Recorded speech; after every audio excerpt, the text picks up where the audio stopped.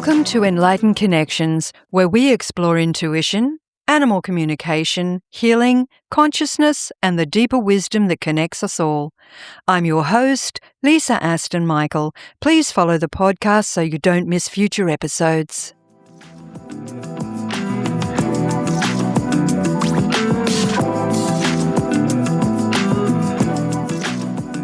Welcome, everybody. Welcome back to Enlightened Connections. And today's guest is Beth Mielbrecht, a health detective and precision healing expert who helps people uncover the underlying imbalances that may be contributing to ongoing health challenges. Drawing on more than 35 years of experience as a mechanical engineer, along with over 2 decades of study and practice in energy healing, homeopathy, and Reiki, Beth brings a unique perspective to her work, combining analytical problem solving with an understanding of the body's energetic systems. She helps clients explore health concerns from a different angle.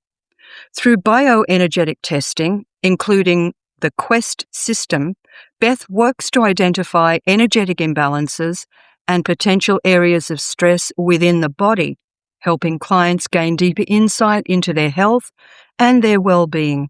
So I'm very pleased to welcome Beth Mielbrecht to Enlightened Connections. Welcome, Beth. Hi, Lisa. So good to be here. It's a pleasure to have you here. And there's a lot to talk about today, and there's some interesting descriptions there that had me going, what's that one? What does that do? So we're going to dive into that so the listeners understand your work and what you bring to the healing world. So essentially, after spending more than 35 years as an engineer, what was it that first opened the door to energy healing and ultimately led you to, the work that you're doing today? Well, that work, the health work, has always been a part of me. And I thought everyone acted the way I did. I have enormous proprioception in my body about what feels right, if something doesn't feel right. I'm the person who would say, it's too cold, it's too warm, the sweater's on, the sweater's off. Even as a young person, it was just always, I knew my body and I knew how to take care of it. And I thought everyone did that. And when I raised my family, I used non-traditional methods. I learned about homeopathy and became a homeopath. And through the birth of my son, my hands were turned on and I suddenly found myself learning about Reiki and studying that because, your kids are here to teach you. And he really, that was what he needed. And so I always took care of my family with alternative methods. And that was fine until in my engineering career, I was leading teams, I was leading departments, I was leading companies. And one thing was always true. The best performance for financials had to do with the health of my team. So my number one KPI, my number one key performance indicator on how well my business was going to do was based on the health of my team. When my team got sick, then I knew that clients were going to get upset because they were going to get ignored. No one's going to return their calls. Their direct reports were going to be frustrated because no one was reviewing things in a timely manner. And I'm in engineering. There's a lot of technical work. And if you don't feel well, that work doesn't get done well, there's no room for that. And I began to make that connection, realizing, well, people think about their health certainly much differently than me. And it wasn't until all these years later, and I said, you know what? It's time to do something about it. And that was when I got the last piece of my method, which is the digital muscle testing. It's called bioenergetic testing. In Europe, it's called bioresonance. But when that piece came into my life, I said, there we go. I've got the system. I can put everything I know together and bring it and help other people besides just my friends and family. I had a penny drop moment when you were talking about what happens when your team, your crew were unwell. And of course, it makes perfect sense that there would be lack in other areas because if their energy is down, if their energy is depleted, then they have no motivation, they have no impetus, they have no desire to increase productivity or even to get out of bed. So to expect that not to reflect on the system of the work, it comes as no surprise, really, does it? It makes perfect sense when you look at it that way. And I don't think anybody has. I don't think that's something that people would automatically consider. Yeah. Health has a point in financials for a business, and people don't want to talk about that because that's, oh, we can't cross a boundary. We leave that to health insurance or employee assistance programs. We don't, employers don't want to have that conversation. And I started having it. How is your family? Did you eat lunch today? How is your back sitting in that chair? And it helped a little bit, but it's not enough because you're an employer or a manager, or you cannot be a health coach. And after a while, the gap was too big and the desire was too strong, and I needed to step out and do this work. It's incredible how we've been erased in this, I suppose, era.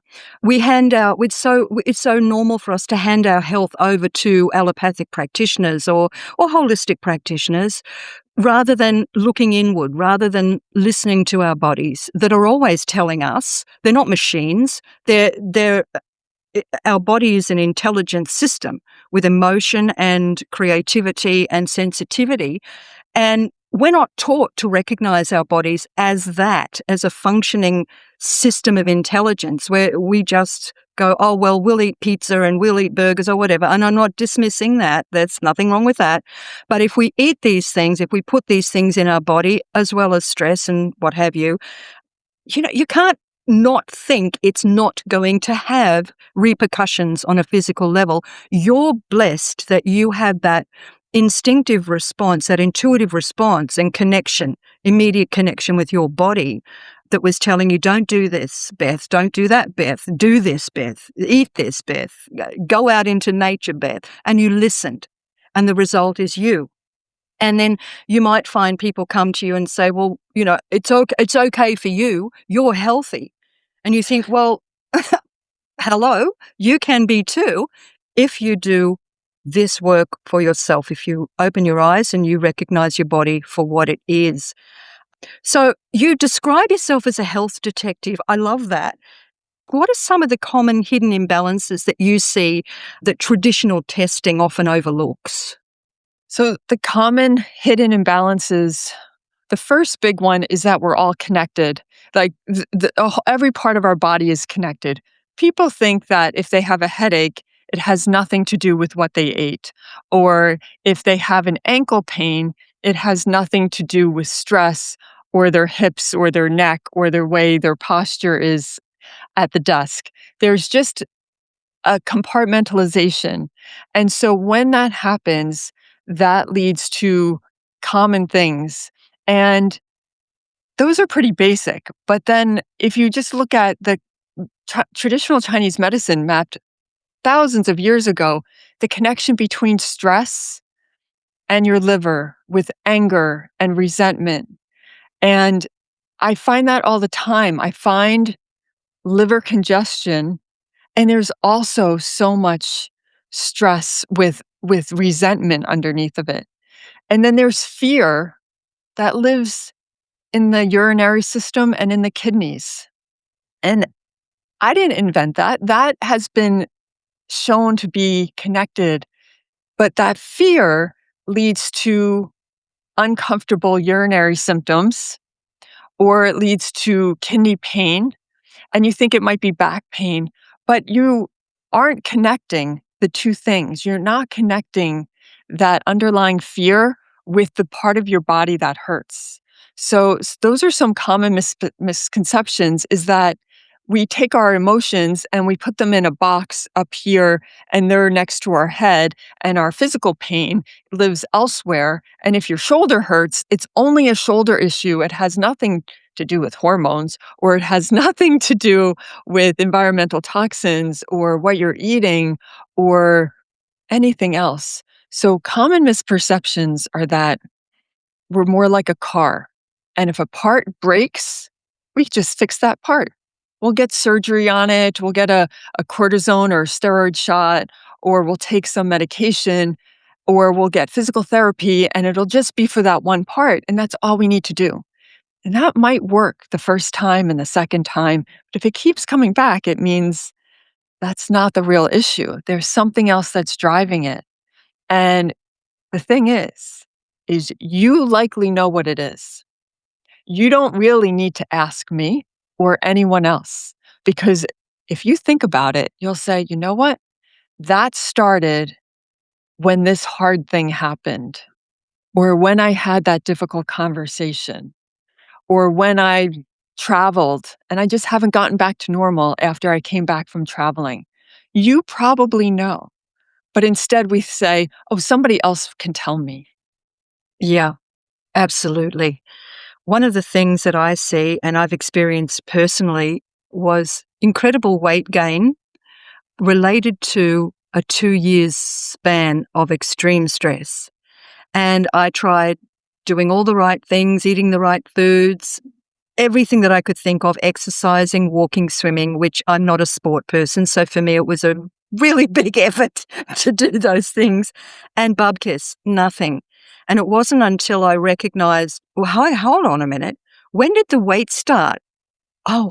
Geez, it was around that same time. In fact, it was kind of within that month.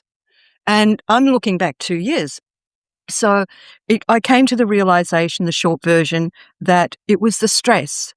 And I thought, well, I don't know anything. I'm not a doctor or a physician or a scientist. I don't understand exactly how the body is working or what it's doing to me, but I think it's trying to protect me in some way. I think it's, those sort of, I don't know what you call them, fat suits or something they put on to mimic sumo wrestling. And it kind of felt like that's what was happening. My body had gone, it's okay, don't worry, I will protect you. And so it increased this fat in my body in weird places. And I thought, instead of being angry and going, I'm so tired of being overweight and I don't fit my clothes and I'm not going to buy another wardrobe, I thought, stop and appreciate it, love it, give it love and say thank you so much for helping me out. Thank you for protecting me. Thank you for the love. And I began loving it. And bit by bit, I'm not there yet, but bit by bit, Beth started dropping off. That's That's amazing. power. The power of, the power of love and also recognition. Do you feel, was I on the right track or was that in my... Absolutely. Well, I have seen this with my clients too, is that when they're in a stressful situation, when cortisol is high, insulin doesn't work. So your body you've heard of insulin resistance, or your body is you eat something, your body's sending insulin, and it's like, sorry, we've got cortisol. So we're in panic mode, and that takes precedence. So we just have to push everything away and store it up because digestion isn't happening well, and you're becoming not able to process and then all of the hormones get thrown off. People only talk about estrogen and progesterone as if they're the only hormones, but they're not. Cortisol is a hormone, and melatonin, so it affects your sleep. When cortisol is high, that stress hormone, everything cascades into disarray. So wonderful for you to recognize that. And I have found with my clients is that when they get back in alignment and find out what's going on, the weight changes. Usually right in their face. It changes first in their face. And that shows you that it's not overeating. It's protection.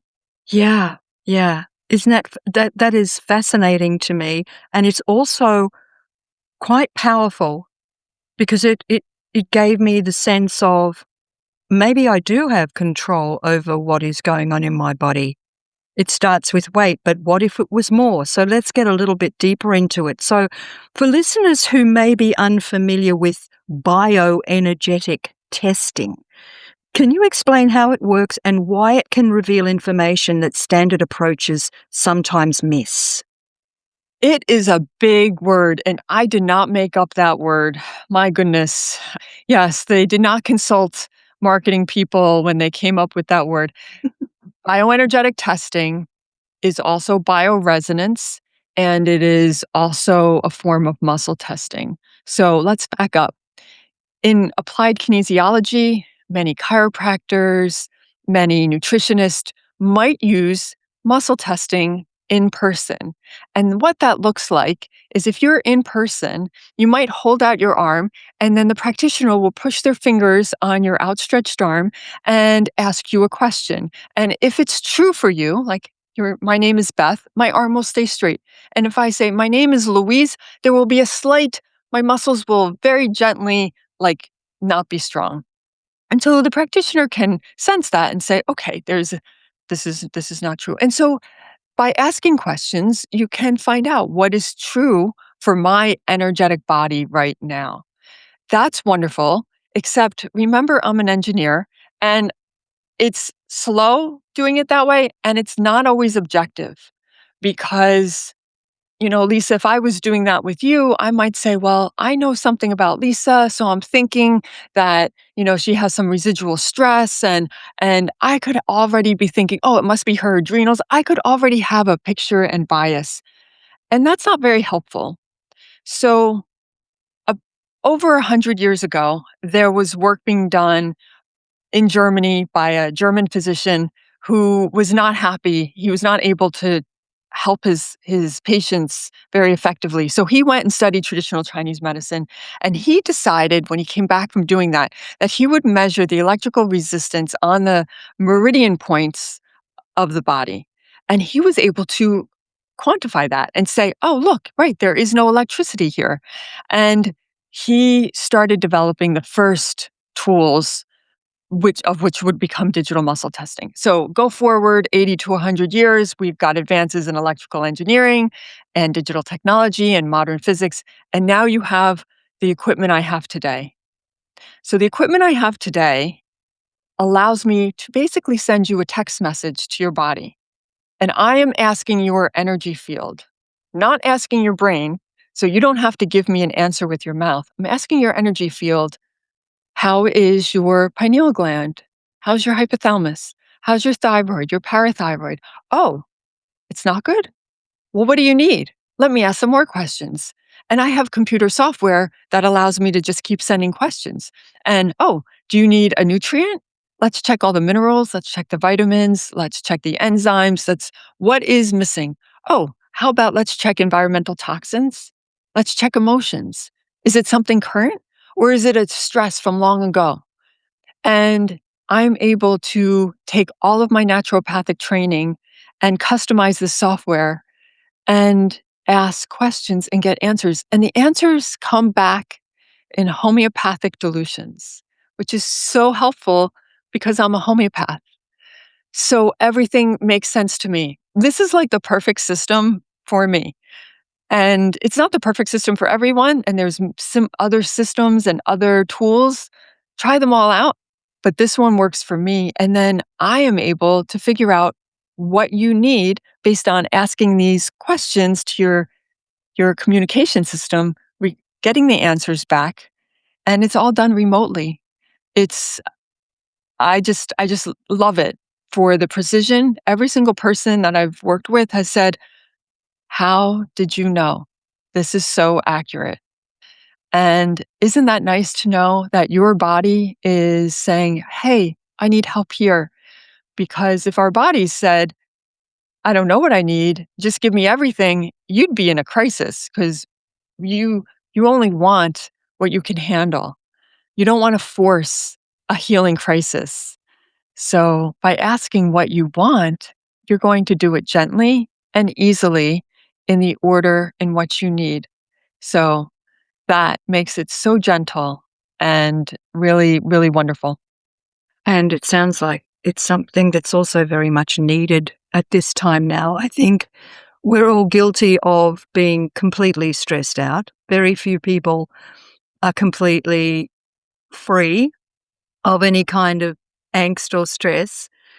Most of us meditate as a way out, but I don't feel that that's part of the whole. It's not the whole, it's part of the whole.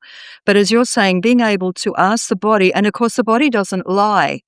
Our minds do. Our minds will get in the way and say, oh, yes, I think I'm stressed, but I don't want to talk about it. I don't want to know about it. Oh, I think it might be this issue, but I don't want to talk about it. Oh, yes, I do drink a bottle of Jack Daniels a day, but don't tell anyone. Whereas your body will go, excuse us, there's no sneaky way out. So what a beautiful system. What you were just speaking of, was that actually the Qest 4 system? Yes. I use the Qest 4. I find it because it's the most comprehensive and the most customizable. So everything I've ever learned, I can customize and create a set of questions. I read a book, I'm like, oh, this is brilliant. I need to ask all of my clients these questions. I just create a new test. I have a test that says, what's the next test should I run? Because you don't need everything. Some people lean more towards emotions. Some people lean more towards nutrients. Some people, there's different sequences. And every answer that I get is stored on my computer, and it's an energetic frequency. So just like you have a bunch of songs on your phone and you could send songs to someone, I have all those frequencies on my computer and I send them. I charge up a bottle of drops and patches. There's usually over 100 different signatures. And then I put them in a box and I mail them to you. So now you have your own custom remedy to help you in your journey of getting back into balance. And every time you take them, your body says, oh, that's just what I needed to be in balance.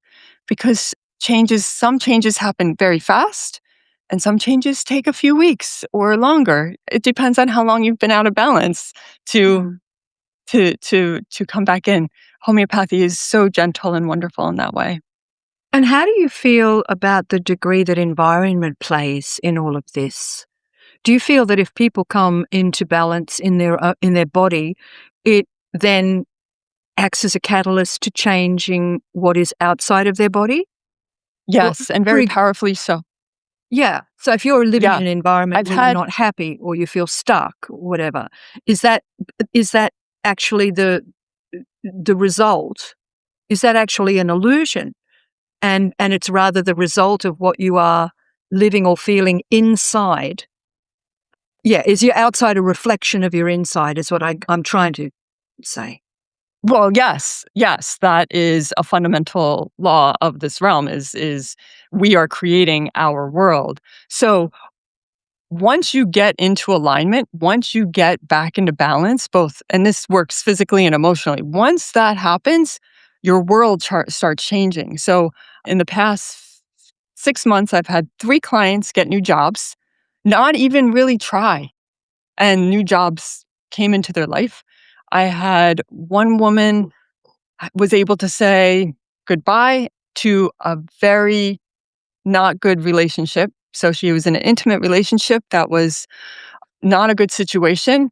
And she was terrified, like it would make things worse, or she was very afraid. But because she was so in alignment, he left. She said, you must go. And he did. And she said, I can't believe how simple it was because she was so strong. She was now in alignment. Wow, that answers my question, I guess. It answers my question.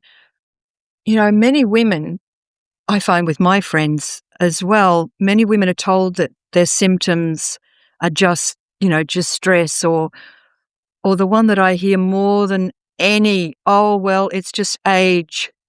And I, for one, might be in denial, but I'm like, I am not buying into that. I am sorry. I have seen people in the East that are over 100 years old and they look 20. I'm not saying I will, but I'm just saying the possibility is that there's got to be something in that. I don't believe that it's entirely age that is what your issues are. And I look around at my friends and they've all got something, God bless them. They've all got something. Most of it's thyroid issues. Cancer's a big one.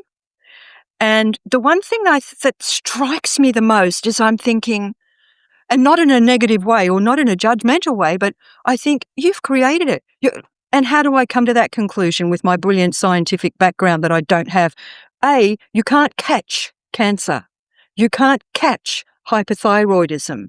You can't all of these most common or most commonly recognized issues, liver, gallstones, kidneys, you can't catch these things. So what's happened? You must have generated this, even cancer. You must have triggered something. Am I so wrong, Beth? Or am I kind of on the right track? I can see your faces. You're Oh, you're on the right track, and I would take it one step further that all of those things, the gallstones, the tumor, they are your body's protection. They're saying, "Oh, you can't handle it. Let me package it up for you because this is poison and I'm going to protect you." And what is happening in these places is your body is trying to encapsulate things that you didn't get rid of. So I have three foundations. The first two are pretty simple. It's the third one that applies here. So the first one is eat real food. We don't have to go into that. That's common sense. The second thing is keep the garbage out.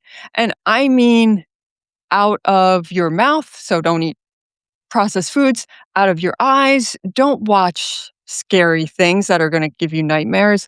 Out of your ears, like some of the soundscape, some of the music, you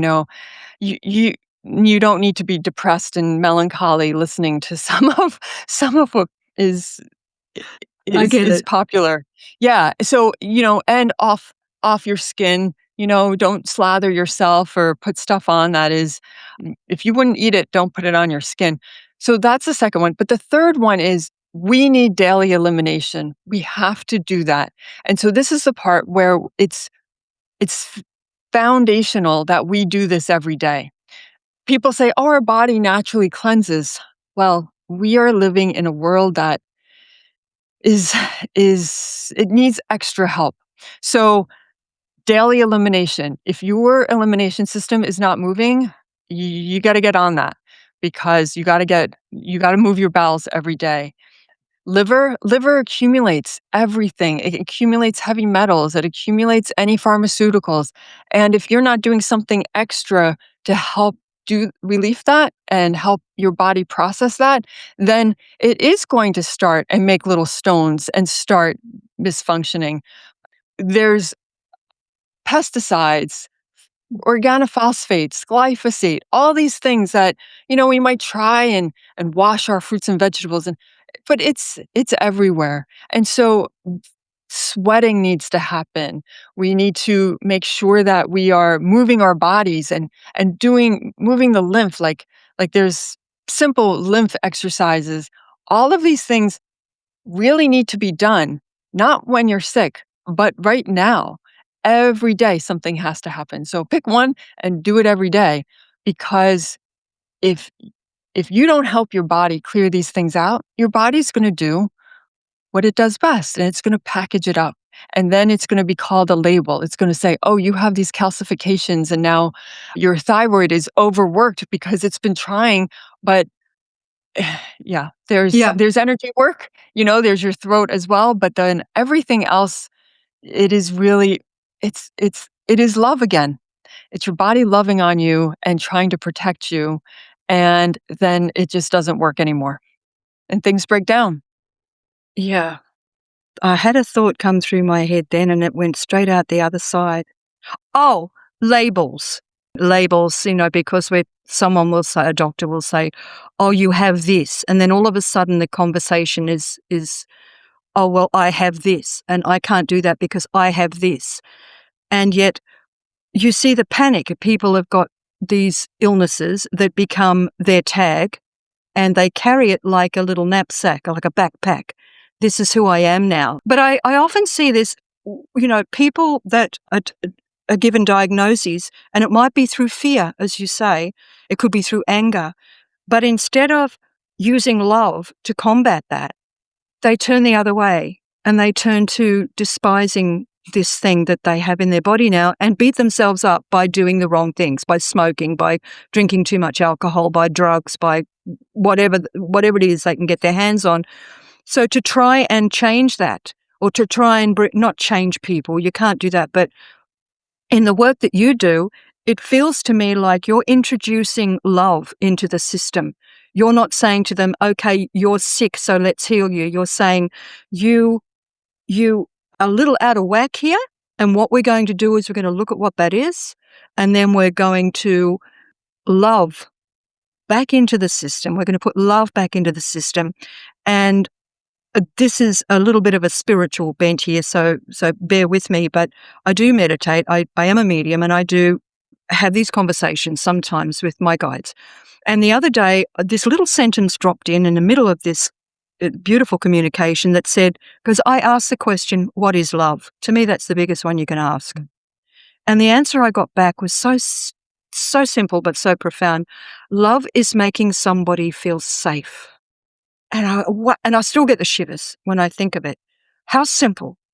That's what you're doing in your work. Yes, there's obviously a scientific basis to it, and years and years of skill and years of creativity and work. But at the basis of what you're doing, it's love. It's love. Yes. You're showing people how to love themselves again, to love their body, to love what's going on, to love what's happened, not beat themselves up.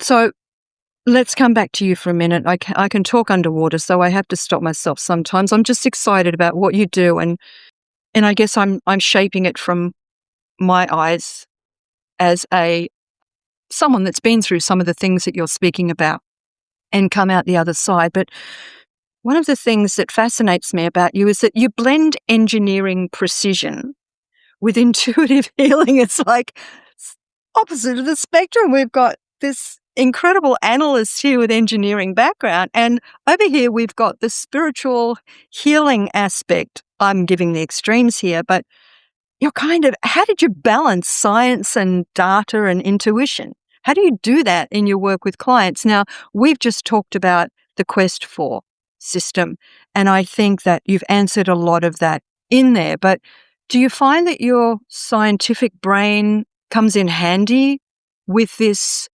energetic work that you do?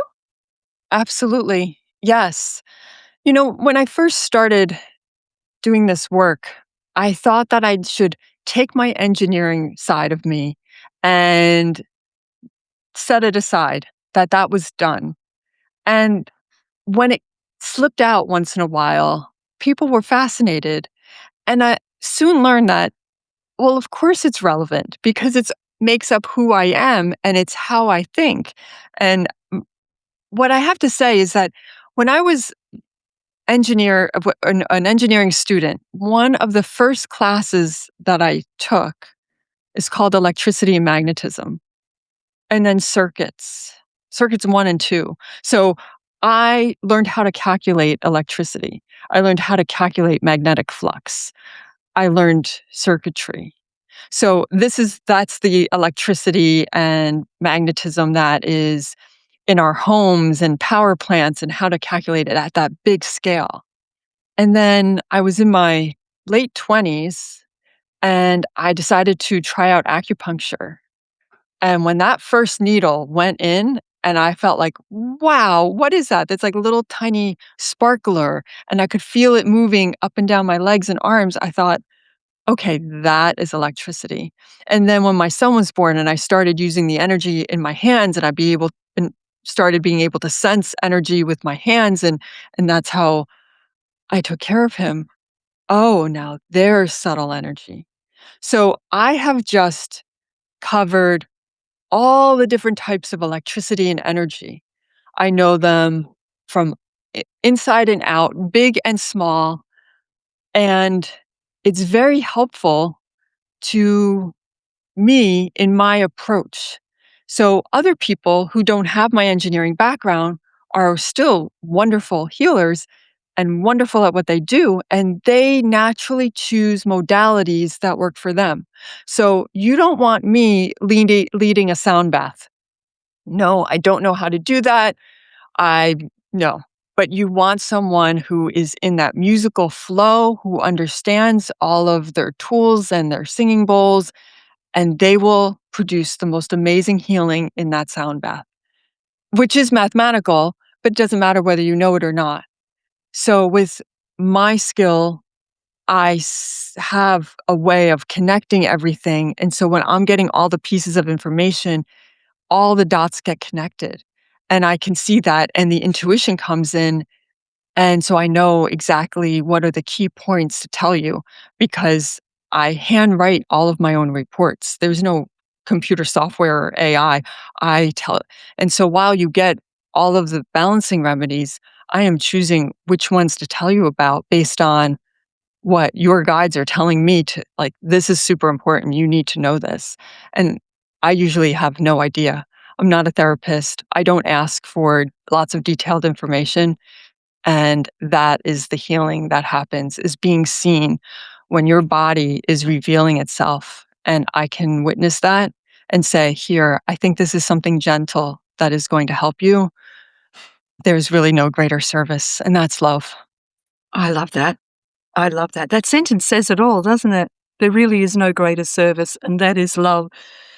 If we just think about the energy-based work, which is growing exponentially, I think people are becoming more aware of some things aren't working anymore. The prescription medicines kind of aren't working anymore. And everything, it's just the law of what is, that everything has an up and a down, and it's physics, it's equal, and every action has an equal reaction. But the biggest misconception, what would you say is the biggest misconception people have about energy-based approaches to health and healing? That the biggest misconception is that you only seek them out when nothing else has worked.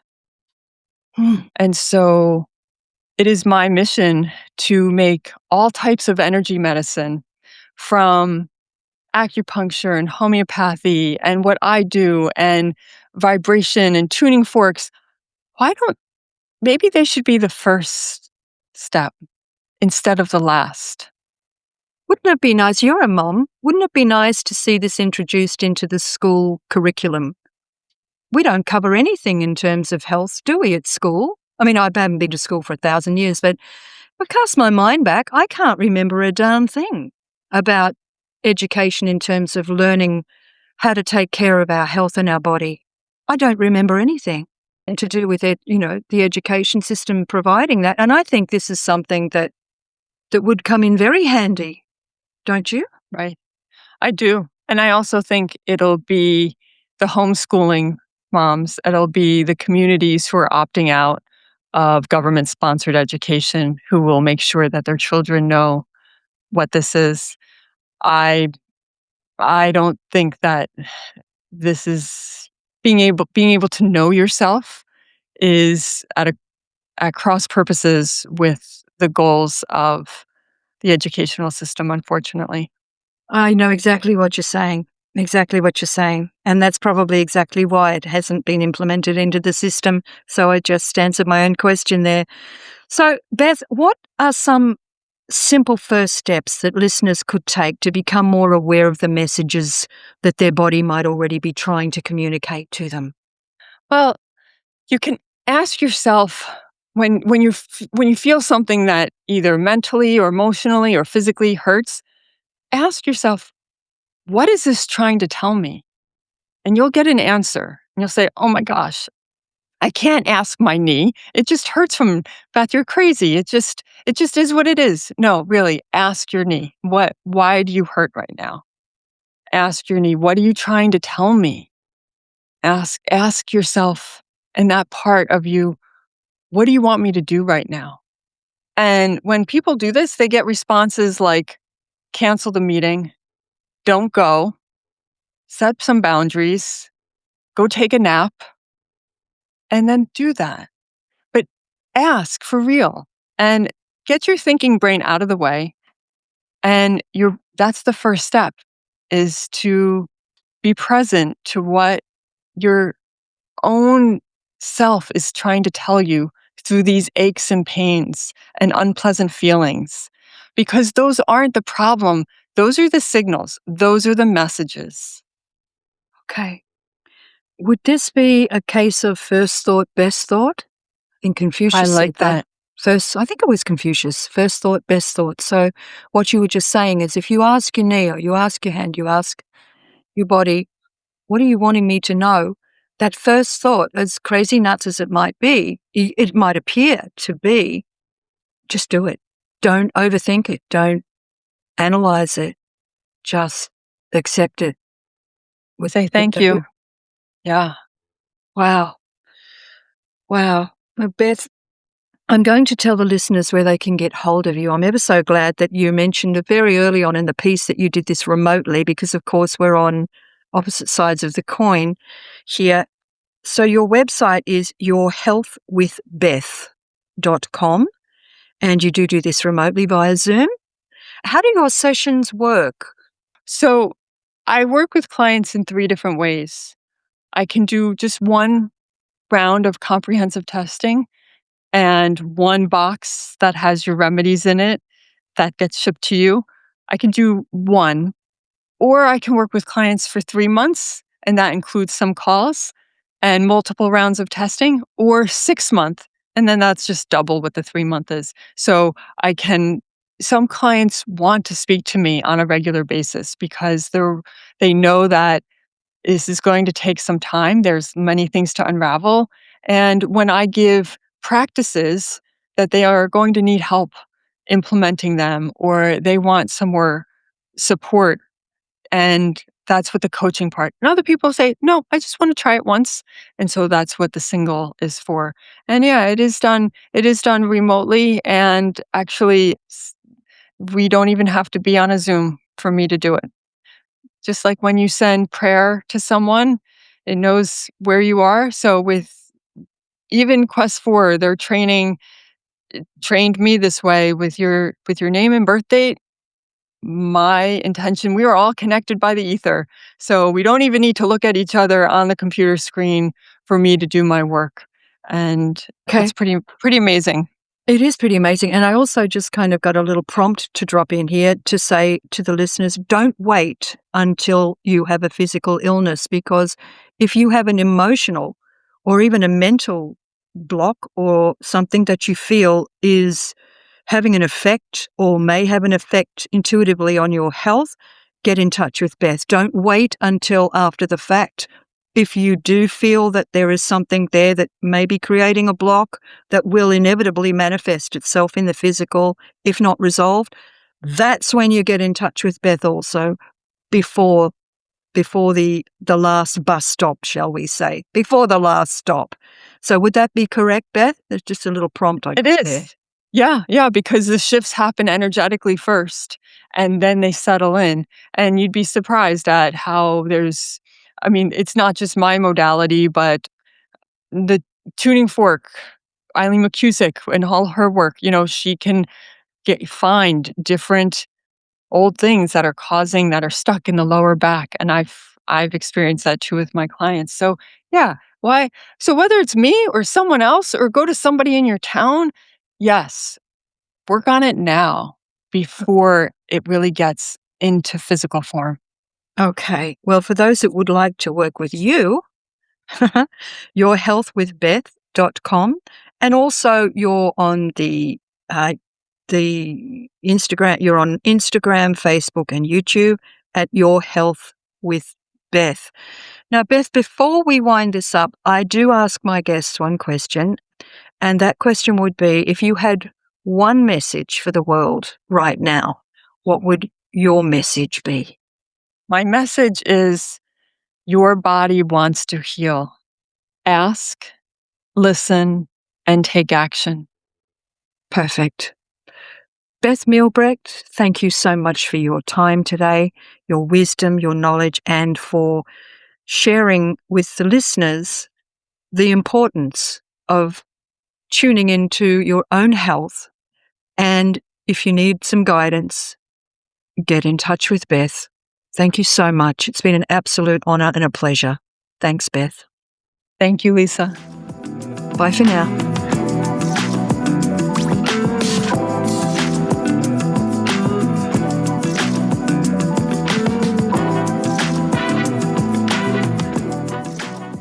Thank you for being here and for listening to Enlightened Connections. I hope today's conversation offered you insight, reflection, or a deeper sense of connection. If this episode resonated, please follow or subscribe and share it with someone who may benefit. All resources mentioned in this episode are listed in the show notes. You can also join me inside the Enlightened Connections Facebook community. I would love to welcome you there. Until next time, take gentle care, stay connected, and trust the whispers.